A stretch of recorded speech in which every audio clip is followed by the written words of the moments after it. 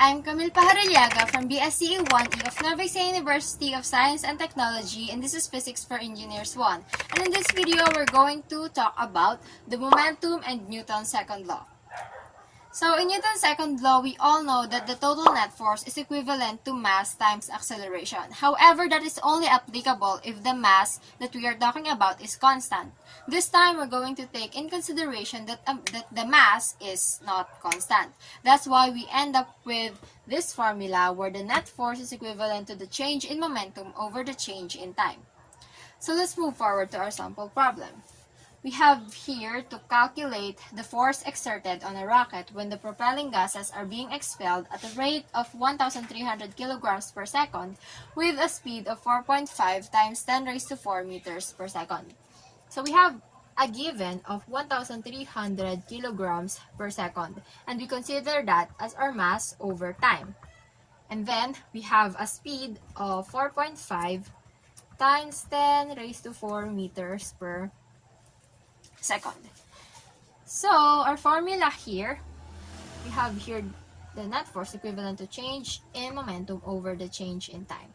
As we can see, we don't have a given value for our momentum. However, we know that the formula in getting the momentum is equivalent to mass times the change in velocity. So we can use that instead of this to end up with a better formula in order to solve our problem. So we have here the total net force is equivalent to mass times the change in velocity over the change in time. And there we can now solve what's missing in this problem. So we have here mass over time, so we're just going to separate that in this formula.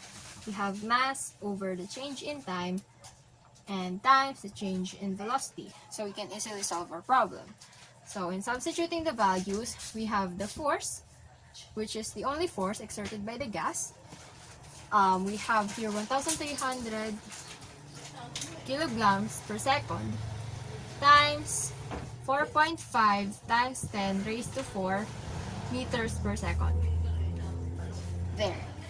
And our total force is equivalent to 5.85 times 10 raised to 7 Newton.